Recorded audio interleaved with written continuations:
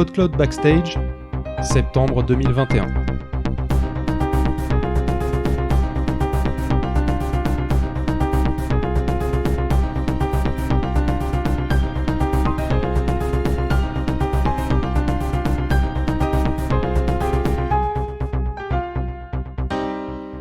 Bonjour à tous, à toutes ainsi qu'aux autres et bienvenue dans ce premier épisode du PodCloud Backstage. Alors déjà on va commencer par présenter le podcast et par se présenter nous-mêmes. Monsieur Puff Magic Fingers, qui êtes-vous ? Je suis Puff Magic Fingers, ça tombe bien puisque tu as déjà dit que Exactement. C'était mon nom.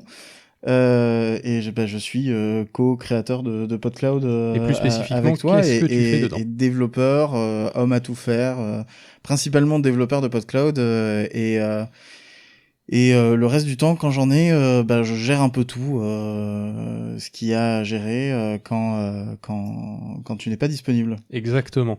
C'est-à-dire que quand même, c'est ton travail acharné qui a fait en sorte qu'on ait le PodCloud qu'on est à l'heure actuelle. Qu'on a, pardon, à l'heure actuelle. Oui, merci. Voilà. J'ai l'impression que c'était presque un compliment. Presque un compliment. Ne t'habitue pas. Presque merci, alors. Ne t'habitue pas. Du coup, on va présenter quand même le concept de ce podcast. Je me présenterai tout à l'heure parce que justement, mon rôle va évoluer cette année, cette saison podcastique, donc en fait, pour être très honnête. Quand t'as dit on va se présenter, c'était juste... déjà toi, on va te présenter, mais déjà, je suis Feel Good et je suis aussi cofondateur de PodCloud. Mais justement, j'ai pas été très dispo ces derniers temps et là, je reprends du service, mais on en parle juste après. Je voudrais quand même présenter le concept de cette émission. Alors, qu'est-ce que c'est ? En moins de 30 minutes, on va essayer chaque Il mois... va vous présenter le concept en moins de 30 minutes. Non. Le concept, c'est que en moins de 30 minutes, si Pof ne m'interrompt pas, bien entendu, c'est difficile. on arrive donc à vous présenter l'ensemble des développements qui sont en cours, les bugs corrigés, ce genre de choses, aussi nos aspirations, nos envies, et vous demander aussi votre avis en fin d'émission sur quelques sujets sur lesquels on a envie d'entendre votre voix. Donc c'est un petit peu... On se pose des questions, on n'est pas bien sûr dans quelle direction partir, on vous posera la question. Voilà, donc c'est un petit peu le hub de ce qui se fait et ce qui va se faire dans PodCloud. Du coup, je tiens à préciser quand même que on va parler sûrement dans cette émission de choses qui ne seront jamais développées un jour, notamment quand on vous demande votre avis. Mais quelque part, justement, c'est là où vous voyez quelle vision nous on a de la plateforme et où on veut aller. Du coup, je disais que justement, on en parlerait juste après. La première news qu'il y a, c'est mon retour dans PodCloud après à peu près 2 ans d'absence, hein, on va pas se le cacher. Et qu'est-ce que je vais faire dans PodCloud ? Vous avez déjà remarqué que depuis 2 semaines à peu près, le compte Twitter, le compte Instagram et le compte Facebook, ainsi que le compte LinkedIn, suivez-nous partout, a repris de l'activité. Le compte TikTok, non, c'est faux. Non, il c'est existe, faux. Mais il n'y a pas d'activité dessus. C'est ça. Peut-être qu'il y en aura un jour, j'espère. Ouais, peut-être que moi je ferai des TikTok, ce sera plus mon style que le tien, je pense. Oui, tu es plus à l'aise en vidéo que moi. Donc du coup, ce que je vais faire, c'est que je vais être podcast évangéliste. Donc, c'est-à-dire que je vais non seulement promouvoir PodCloud lui-même, en profitant pour vous donner des astuces, par exemple, ou faire des sondages. Mais ça, c'est plus le côté podcast évangéliste. C'est-à-dire que je suis là pour faire en sorte que le podcast soit un peu plus connu au-delà même de PodCloud. Le but, c'est de rendre le podcast plus simple pour certains via des tutos, même si c'est pas directement pour faire de la pub à PodCloud. Voilà, le but justement, c'est que je retrouve un peu cette activité que j'ai en tant que président de PodChose et que je sois là pour aider le plus grand nombre. Ce que tu faisais avant d'avoir un boulot qui te prenait tout ton temps, c'est-à-dire toute mon des énergie. tutos, des tweets, organiser des émissions, aider sur... t'as déjà pas mal aidé sur le côté podcast de MP3 à Paris, et tu l'avais fait un peu moins. Cette là, année, il y avait eu le Covid, et ouais. puis... Cette année, je retourne d'ailleurs dans l'équipe de ceux qui s'occupent des podcasts, avec Fanny Cohen-Moreau. Ouais. Qu'on lui passe le bonjour d'ailleurs si elle nous écoute. Je sais pas si parce que comme je sais que Richult il est toujours très près de ses annonces, je sais pas si c'était des trucs que t'étais censé dire. Faut savoir que c'est dans les cartons, voilà. Ça sera probablement le cas, hein, faut pas se leurrer. On attend tous un retour de toutes les conventions, que ça soit Pod Rennes, MP3 à Paris et Pod Toulouse, on en parlera tout à l'heure. L'idée c'est justement que je puisse aussi prendre du temps pour aider dans ces initiatives-là. Donc justement, si vous voulez me contacter, soit parce que vous avez une difficulté pour créer votre podcast, soit parce que vous organisez une convention et vous voulez un peu d'aide, quelle qu'elle soit, n'hésitez pas à me contacter sur mon compte Twitter, @phil_good, G-O-U-D, bien entendu. Ça sera dans les notes de l'émission, au pire. On peut parler de la rentrée de podcast, Si parce que tu ça veux. fait partie un petit peu des news aussi. Rentrée de podcast qui paraît un peu plus molle cette année. Je sais pas ce que t'en penses. Ouais, peut-être que c'est un peu ralenti par rapport aux dernières années où il y a eu un peu un boom du podcast là pendant 1 ou 2 ans, mais c'est vrai que cette année on voit moins. Est-ce qu'elle serait pas tout simplement en retard? C'est la question Ouais, que je me pose. je me pose la question aussi parce que j'ai pas l'impression que des émissions aient arrêté. Enfin, on n'en a pas. Après, c'est vrai que les gens disent pas en général quand ils arrêtent, Oui, en mais général, ils disent plutôt quand ils reprennent. Et d'ailleurs, justement, ouais, si je vous sais avez pas. votre émission qui reprend et que vous avez manqué le tweet, sachez-le. Si vous mettez le hashtag podrentrée tout attaché et sans accent, nous on RT avec le compte PodCloud, ce qui veut vous aider à avoir un peu plus de visibilité pour votre retour d'entre les morts ou d'entre les vacanciers, pour être très exact. Donc n'hésitez pas à revenir vers nous, donc justement pour qu'on vous aide aussi à faire la promo, parce que c'est aussi le but de PodCloud, c'est de faire la promotion du podcast en entier. Donc même si vous n'êtes pas sur PodCloud et vous n'avez pas un flux chez nous, mettez quand même l'adresse vers votre site, sinon ça va être compliqué pour vous retrouver. Mais n'hésitez pas à nous faire signe via ce hashtag, et justement nous on RT sans distinction. Mais donc du coup oui, pour revenir sur cette rentrée, je sens que effectivement il y en a quelques-uns qui sont revenus. Mais il n'y a pas cet engouement qu'on avait l'année dernière. Comme si la vague de podcast 2020-2021, c'était un peu tari. Ouais, il y a moins de. Enfin, nous aussi côté hébergement, du coup, il y a moins de création, j'ai l'impression. Enfin, il y a moins cette vague de la rentrée, comme tu dis, où il y avait eu vraiment plein de monde qui était arrivé fin août, début septembre. Et là, il y a toujours des gens qui arrivent, mais il n'y a pas un pic particulier, j'ai l'impression, par rapport à l'an dernier. J'avais mis ça sur le compte au début du fait que les gens étaient peut-être encore en télétravail l'année dernière au mois de septembre, mais finalement, en y réfléchissant, il me semble que justement à ce moment-là, on n'était plus trop en télétravail déjà. On est reparti, je crois, en télétravail après la rentrée podcastique, donc du coup, je vois pas trop d'explications à ça, si ce n'est une vague de podcasts qui est sur la redescente. Mais c'est pas gênant, on va se retrouver entre passionnés de nouveau, avec un peu moins d'opportunistes, donc quelque part, pas une si mauvaise chose après, que ça. c'est bizarre de dire opportuniste parce que j'ai l'impression que tu dis ça genre des gens qui veulent profiter de quelque chose, alors que il y a un côté gens, aussi où il y a plein de gens qui des gens qui saisissent l'opportunité, hein, c'est ça la définition d'opportuniste. Mais pas des gens qui sont là pour le long terme, pour l'expérience de la communauté. Mais je pense qu'il y a aussi beaucoup de gens qui ont démarré, parce que quand je disais qu'il y a eu un pic l'an dernier, il y a aussi pas mal de gens l'an dernier qui, après 2-3 mois, en fait, ont arrêté de faire leur émission. Et quand on se désabonne sur PodCloud, il y a un petit pop-up qui demande la raison. Il y en a quelques-uns qui vraiment ont dit ça me plaît pas, ou finalement j'arrête mon podcast. Donc je pense que aussi sur ce pic et cette vague du podcast qu'il y a eu ces 2 dernières années, il y a des gens qui juste ont essayé et ils se sont rendus compte que soit ils avaient pas le temps, soit ça leur plaisait pas tant que ça, et qu'ils préféraient en écouter plutôt que d'en faire, tu vois, ce genre de choses. Ouais, c'est possible. Mais oui, quand tu dis on va rester avec un peu plus de passionnés, etc., il y aura toujours des nouvelles personnes qui seront arrivées avec cette vague et qui vont, elles, rester. Et je pense que on a dû perdre quelques opportunistes, dans le sens des gens qui se sont dit « Ah bah c'est le nouveau truc à la mode, je vais le faire et peut-être que ça va m'apporter quelque chose. » C'est ça, c'est pas forcément ceux qui veulent gagner de l'argent avec le podcast, parce que bon courage à eux. Et il y a aussi, je pense, une poignée qui ont fait ça par passion aussi, mais qui se sont rendus compte que soit c'était juste leur passion du moment, soit qui se sont arrêtés après coup parce que ça les passionnait pas tant que ça. C'est possible.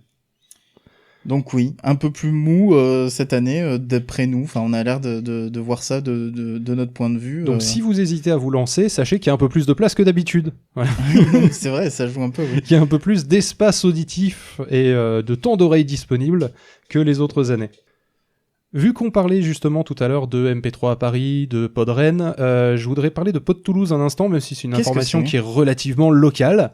Mais bon, on est toulousain, donc ça va faire partie aussi de l'émission. On va vous parler de Pod Toulouse. On va vous parler tout à fait de Pod Toulouse. On aurait pu l'appeler O-Pod ou quelque chose du style. Ah là, au podcast. Au podcast avec un O avec un accent circonflexe. Oh, on aurait dû faire ça. Donc du coup, c'est le petit coup à boire à la façon Pod Paname pour ceux qui connaissaient à l'époque du début du podcast. C'est vraiment simplement se donner rendez-vous dans un bar. Et puis même les débuts de Podren, parce qu'il me semble que les débuts de Podren, nous on les a pas connus, mais c'était ça aussi. C'était aussi se croiser dans un bar. Donc sachez que c'est dans les tuyaux pour reprendre du service. À la base, on voulait faire ça tous les 3 mois. Il se trouve que Il se trouve qu'on 2 l'a fait mois une après la fois. première édition, il y a eu un gros confinement et tous les bars fermés. Non, c'était 3 mois après, parce que justement, on a fait une première édition, et le soir même où on devait faire la deuxième Ouais, édition... c'était le lendemain que c'était fermé, je crois. Non, c'était le soir même. C'était le soir même qu'ils ont fermé les bars et tout à minuit. C'était le soir même à minuit. Ouais. C'est ça. Ouais. Donc du coup, effectivement, on a été un petit peu bloqué et là, donc, on était un peu frileux à se dire est-ce qu'on va le relancer alors que peut-être ça va refermer. Et maintenant que la vie normale semble reprendre son cours, si vous êtes du côté de Toulouse, sachez que c'est dans les cartons et que ça devrait venir, a priori, je pense, sans vouloir trop m'avancer, fin octobre, au début novembre. Quelque chose comme ça. Sûrement, faut qu'on fasse ça. Il y a un compte Twitter dédié qui s'appelle Pod Toulouse, tout simplement. Donc n'hésitez pas à le suivre, même si le compte PodCloud va forcément le retweeter de la même manière qu'on retweet aussi les informations des autres conventions. Toujours sur la rentrée, on a la promo en cours sur l'hébergement. Oui, on a pour accompagner la rentrée, on s'est dit qu'on allait offrir 2 mois d'essai plutôt qu'un, petite opération promotionnelle de rentrée. C'est ça. Alors pourquoi on fait une opération comme ça plutôt que payer 1 euro de moins à vie ou des choses comme ça? Simplement parce que déjà l'hébergement il est calculé au plus juste, donc offrir 1 mois, bon ça passe encore. Offrir 1 euro de moins par exemple pendant 1 an ou quelque chose comme ça, au niveau des finances ça passe pas. Encore une fois, on est toujours au maximum de ce qu'on peut offrir en prix le plus juste, quoi. Ça reste la base des 6 euros par mois de l'hébergement, quoi. C'est pour ça que c'est pas 5, c'est pour ça que c'est pas 5,5. Le prix est déjà bas par conviction, on va dire. Enfin oui, c'est ça, hein, c'est par conviction oui, qu'on l'a mis aussi bas. Et en fait, on peut pas se permettre non plus de faire des réductions, même à moyen terme ou sur le long terme ou quoi que ce soit, ou à vie, parce que ça parce que tout simplement c'est trop compliqué, quoi. Enfin, au bout d'un moment, ça passerait plus financièrement, tout à fait. Voilà. D'ailleurs, si vous voulez en savoir un peu plus sur le pourquoi 6 euros, sachez que si vous allez sur podcloud.fr/hosting, HOSTING, il y a l'explication des charges d'une partie qui est reversée à l'association Podchose à qui appartient PodCloud, bien évidemment. Et donc du coup, il est récupéré, je crois, un peu moins de 40% de mémoire. Donc, tu veux dire dans ma poche à moi? Oui, dans ta poche à toi. Dans ma poche à moi pour me payer, ouais, c'est quelque chose comme ça, c'est 40%. J'ai plus le chiffre exact en tête.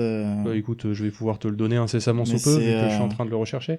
Mais c'est 40%. Il y a 55% de charges, que ce soit les serveurs, la TVA, les impôts.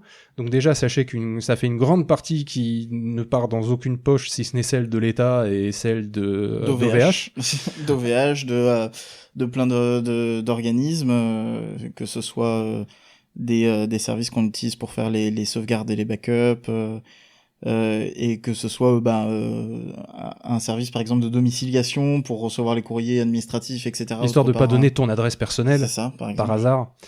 Donc il y a 5% donc qui sont reversés à l'association Podchose, donc c'est elle qui est propriétaire de PodCloud.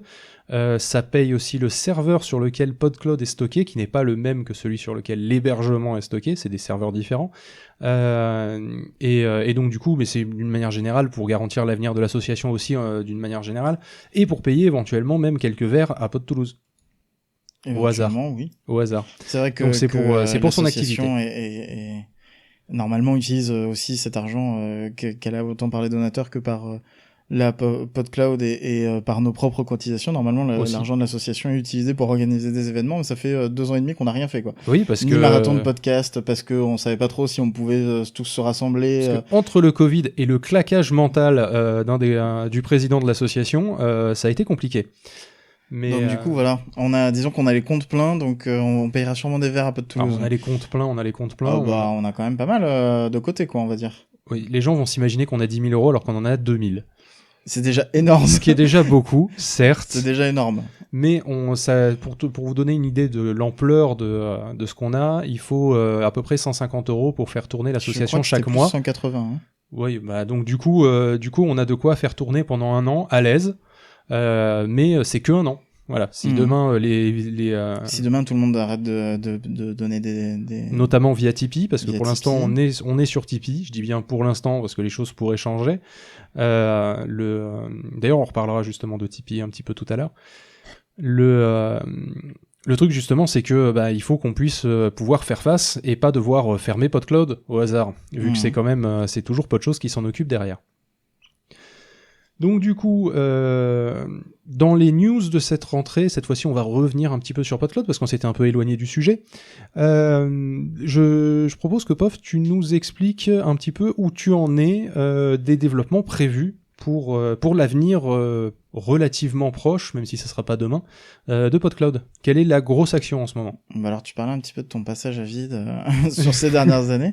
Moi j'ai eu un petit passage à vide de 6 mois là où en fait je me suis retrouvé avec le syndrome de la page blanche de l'écrivain là qui écrit des trucs et qui chiffonne la feuille et qui jette tout. C'est pas vrai, tu as fait de la veille technologique. J'ai fait quelques trucs aussi, j'ai géré des urgences et le quotidien, etc. Mais sur tout ce qui est développement à long terme, j'ai créé des trucs et je les ai jetés tous les 2 mois à peu près.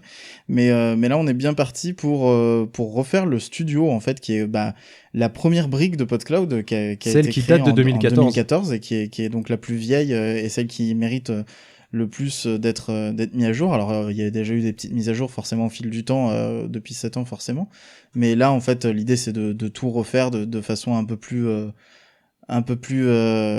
moderne et avec des technologies qui sont plus de nos jours quoi. Voilà, c'est ça, et qui seront beaucoup plus simples à mettre à jour en fait, parce que là le truc c'est que il y a des fois où on aimerait rajouter des fonctionnalités, par exemple en toute transparence on a des accès API à Spotify depuis presque plus de 6 mois au moins, peut-être même plus, qui nous permettrait normalement de récupérer les statistiques, d'envoyer directement le podcast sur Spotify sans que vous ayez à le faire manuellement via leur formulaire, etc. Et c'est le genre de choses qui sont hyper difficiles à ajouter sur l'interface actuelle parce que pas parce que c'est dur en soi, mais parce que c'est... Le langage utilisé te permet pas. Si, ça me permettrait de le faire, mais ce serait moins pratique en fait. Enfin, tout est moins pratique et c'est une galère. C'est pas un château de cartes, mais c'est un peu comme si vous deviez changer un truc sous votre robinet et que disons qu'il y a 12 000 tuyaux et il y a eu une accumulation au fur et à mesure des années et c'est un peu vétuste aussi. Effectivement, c'est aussi un peu vétuste. Tout ça mis bout à bout fait en sorte qu'à l'heure actuelle, le studio, c'est un peu une usine à gaz à maintenir. Voilà. C'est un peu pas un jeu de cap là, mais pas loin. Donc l'idée, c'est de repartir d'une feuille blanche pour le refaire, pour avoir quelque chose de plus moderne, de plus ergonomique pour l'utilisateur, mais aussi de plus simple à gérer pour POF. Donc voilà l'idée en fait derrière le fait de le refaire, c'est-à-dire ça sera plus joli pour vous, et aussi allons plus loin dans les révélations, et pourquoi tu as choisi React Native on va utiliser un petit peu tu l'avais pas dit, mais pourquoi parce qu'on n'avait pas dit React Native. On n'a pas dit React Native, mais voilà, pourquoi tu as choisi React Native qui est une technologie qui permet de faire à la fois des applications web et aussi des applications mobiles, iOS, Android, pourquoi pas desktop aussi. Le but, c'est déjà de me former un peu plus dessus pour être un peu plus à l'aise, parce que c'est avec cette technologie-là qu'on comptait refaire aussi le catalogue de PodCloud pour le transformer en véritable application mobile, etc. Là, déjà, le studio, c'est pas pour demain, mais alors le catalogue, c'est même pas pour après-demain. On est d'accord. Encore plus loin que demain. Et du coup, le but aussi, c'est de se rendre à l'aise sur ce sujet-là, mais aussi de peut-être alors c'est pas sûr et certain, mais si le temps nous le permet et que la technologie marche bien, etc., et qu'on galère pas trop à ce que ça fonctionne, sortir aussi une version application mobile du studio PodCloud pour pouvoir envoyer ces épisodes et tout en mobilité. Déjà, il sera plus... il est conçu à la base pour être utilisé sur un mobile. Ouais, mais c'était déjà le cas de celui qu'on a à l'heure actuelle. Alors, il était conçu pour être utilisé à 90%. Voilà. C'est-à-dire, il fonctionne, il est pas très agréable à utiliser en mobile. Ça va, franchement, je l'ai déjà fait plusieurs fois. Oui, c'est pas l'enfer. Ça s'utilise. Mais c'est pas très agréable non plus. Le but, c'est que là, ça soit quasiment agréable de l'utiliser sur mobile, en fait, le studio. C'est vraiment ce vers quoi on s'oriente. Et Et donc du coup, effectivement, si on peut avoir une application studio comme YouTube Studio, en fait, au final, ça serait quand même un bon plus pour vous, parce que ça permettrait simplement d'avoir l'application dans votre téléphone et de pouvoir publier votre épisode directement depuis votre téléphone. Voilà, c'est ça le but. Au niveau des délais, tu penses qu'on se situe à peu près vers où? C'est trop tôt pour le dire, je pense, parce que là... Non mais on parle de 2 semaines, on parle de 2 mois, on parle de 2 ans. On parle pas de 2 ans. On parle pas de 2 ans. On parle pas de 2 mois non plus. Donc on va dire que peut-être pour l'anniversaire de PodCloud en avril, quoi. Ouais, je sais pas combien de mois ça fait, mais autour de 6 mois, si possible moins, peut-être un peu plus, quoi. Okay. Forcément, ça prend toujours du retard. Oui, donc avril, ça paraît pas complètement déconnant, quoi. Ouais, c'est ça, ouais. Ok, sachant que, on va être tout à fait transparent avec vous, la première version que vous verrez, ça sera une version pas finie. Hein, c'est évident. C'est-à-dire que déjà, parce qu'on parlera que vous pourrez la voir un petit peu avant, parce que justement on parlera des lives de développement, mais ce qui est prévu, c'est d'envoyer une première version avec des endroits où c'est en cours de construction, et les choses avanceront dans les semaines qui suivront la release.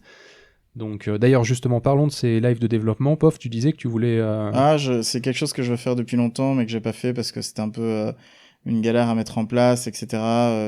C'est de faire des lives sur la chaîne. Alors j'ai un appel évidemment pendant l'émission sur la chaîne Twitch. En fait, on a une chaîne Twitch PodCloud qu'on n'utilise pas, ou sur ma chaîne perso d'ailleurs. J'ai pas encore décidé laquelle. La chaîne PodCloud, ça serait pas plus bête. Oui. L'idée de faire des lives où juste je développe en live pour les gens que ça intéresse, de voir une interface se construire petit à petit, voir un peu qu'est-ce qu'on fait, qu'est-ce qu'on utilise, etc. Sachant que maintenant la majorité des choses qu'on fait sont open source. Alors là, le studio pas encore parce que je tâtonne un peu, donc du coup il est pas public, etc. Mais sur notre GitHub, on a pas mal de trucs qui sont open source. Pour le principe de partager comme on a un peu toujours fait, d'être le plus ouvert possible aussi sur des standards ouverts, et puis partager les connaissances. Disons que toutes tes connaissances, toi, viennent justement du fait que il y a pas mal de techno open source que tu utilises ou de code que tu as pu récupérer à droite à gauche. Oui, oui. C'est comme ça que tous les développeurs se forment. Open source aussi, hein. Du coup, c'est logique de rendre quand ça nous a tellement apporté, quoi. C'est la communauté. C'est sûr. Le principe. Donc je ne sais pas quand, mais ça viendra peut-être quand j'aurai l'énergie, on va dire, de le faire, de mettre en place ça. Ok, tu donneras des rendez-vous ou faut que les gens s'abonnent à la chaîne Twitch Vous pouvez vous abonner à la chaîne Twitch de PodCloud, mais sinon je tweeterai quand est-ce que ça se fera, et puis peut-être que je me mettrai en place une petite routine où on fera tous les mardis soirs. Ouais, un truc comme ça, genre les mercredis code ou un truc comme ça. J'en sais rien. Mais on verra, je vous tiendrai au courant. C'est une idée pour l'instant. Ça sera aussi l'occasion de passer un temps sympa avec la communauté aussi. Hein, le but c'est de discuter, etc. Ensemble aussi. Ok, très bien. Écoute, je pense qu'on a fait le tour de tout ce qui était à peu près en cours niveau développement. On voudrait votre avis. Ça, c'est un peu la dernière partie de l'émission. Je vous avais dit qu'on vous demanderait votre avis. Il y a 2 choses sur lesquelles on voudrait un petit peu que vous nous donniez des retours. Le premier, c'est qu'on a eu un contact avec une entreprise qui s'appelle Ko-fi France. Alors, qu'est-ce que c'est leur concept ? Leur concept, c'est en fait que les gens peuvent...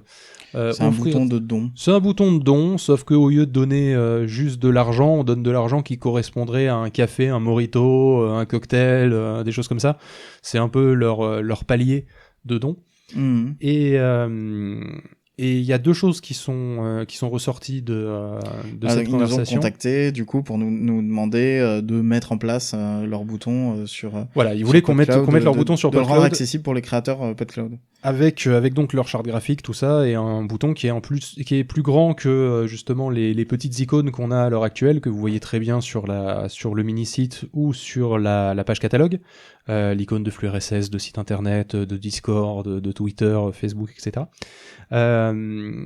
Et donc, du coup, déjà, de leur proposition, on en a gardé l'idée de mettre peut-être plus en avant effectivement les boutons de don sous la forme pas d'une bannière mais d'une icône de la taille du bouton s'abonner un petit peu sur le catalogue. Je sais pas si vous voyez la taille, si vous voyez pas la taille, prenez un podcast au hasard. Avec le texte, voilà, c'est un bouton avec du texte sur le côté. Pour l'instant, on a vraiment juste une icône qui est comme sur les icônes des réseaux sociaux, etc. C'est-à-dire c'est un carré avec soit l'icône de Tipeee, de YouTube, qui doit faire 16 par 16 ou 32 par 32, enfin de Patreon, et sinon une icône générique quand c'est un lien. En tout cas, une icône qui est pas trop mise en avant.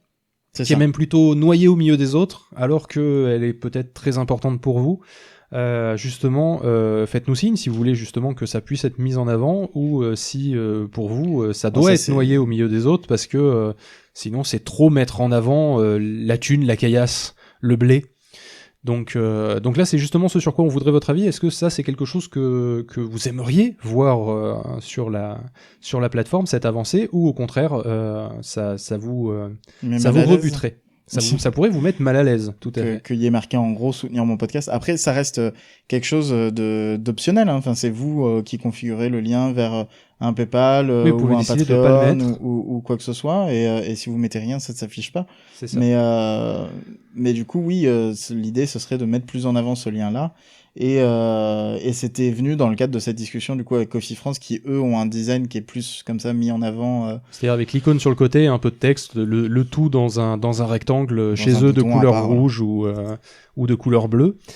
Mais la discussion est allée un petit peu plus loin, au sens que, et c'est aussi une autre partie sur laquelle on voudrait avoir votre ressenti, eux seraient partants pour faire en sorte que lorsque les gens utilisent un bouton que eux ont mis en place que les créateurs mettraient en place sur PodCloud, quand on passe par leur service, comme PodCloud leur apporte un petit peu de visibilité, on touche un pourcentage, nous, justement, sur les dons qui sont faits via Ko-fi. C'est quelque chose sur lequel nous on se pose la question de la légitimité, dans le sens que les autres par exemple on n'en touche rien. Il faut voir avec eux aussi ce que ça change pour les créateurs, donc il y a pas mal de choses qui sont encore en discussion, mais est-ce que par exemple vous seriez complètement hermétique au fait que on dise prenez Ko-fi parce que vous aidez aussi à soutenir PodCloud. Voilà, c'est ça l'ensemble, c'est ça la vraie question. C'est est-ce que pour vous c'est gênant que PodCloud prenne parti pour une plateforme de financement participatif qui pourrait lui rapporter un petit peu d'argent. Sachant qu'il y aura jamais de blocage des autres ou quoi que ce soit. Ce sera sous la forme où dans le studio, quand vous mettez votre lien, vous pouvez mettre un lien Patreon, un lien Tipeee, un lien Utip, un lien PayPal, enfin vraiment ce que vous voulez, une boutique ou peu importe, et que nous à cet endroit-là, on mettrait une petite ligne en mettant utiliser Ko-fi pour vos dons, et une partie sera en toute transparence, ce sera marqué, une partie sera donnée à PodCloud pour soutenir la plateforme, et donc du coup ce serait vous qui recevriez des dons et qui en même temps soutiendrez PodCloud, que vous utilisiez d'ailleurs la version payante ou la version gratuite de PodCloud. Le but étant d'être transparent aussi dans toute la démarche et de pas prendre une commission au passage sans vous en parler, ça serait étrange et pas trop notre style. Oui, effectivement. Donc l'idée, ça serait est-ce que si on est transparent, ça vous va, ou est-ce que non, pour vous, on doit pas prendre et on doit rester dans la neutralité qu'on a jusqu'à présent, de pas avoir de recommandations en fait de pas mettre en avant un service ou un autre. Oui. C'est ça. Voilà. Écoutez, on a fait le tour pour cette émission. C'était la question de cet épisode. Si vous voulez y répondre, sur notre Twitter, vous pouvez nous envoyer des mails aussi. Oui. Vous pouvez passer par le formulaire de contact. Il faudra peut-être rajouter d'ailleurs l'option PodCloud Backstage, réaction à l'émission. Réaction à l'émission. Sinon, effectivement, là où vous pouvez nous contacter et où on est le plus présent, c'est clairement Twitter, donc c'est @PodCloud, tout simplement. Il y a pas de, mais on est aussi disponible sur Instagram, sur Facebook, toujours avec là où PodCloud. on répondra le moins, à mon avis, c'est LinkedIn. LinkedIn, on n'est pas trop présent quand même, faut être très honnête. C'est pas vraiment notre philosophie de communication, mais vous pouvez, pourquoi pas essayer, ça peut être rigolo. Voilà, donc revenez vers nous avec les réponses à cette question. Si vous avez d'autres questions pour l'émission prochaine, on peut aussi y répondre. C'est quelque chose qui va dans les deux sens. Donc n'hésitez pas, c'est un peu la porte ouverte justement qu'on donne, la main tendue même pour être très exact, envers la communauté vis-à-vis de l'équipe derrière PodCloud. C'est la fenêtre au silo battant. Non, je suis parti trop loin, ça ne veut rien dire. Voilà, bon, on se retrouve le mois prochain pour l'édition d'octobre. En attendant, prenez soin de vous et faites des podcasts. À bientôt.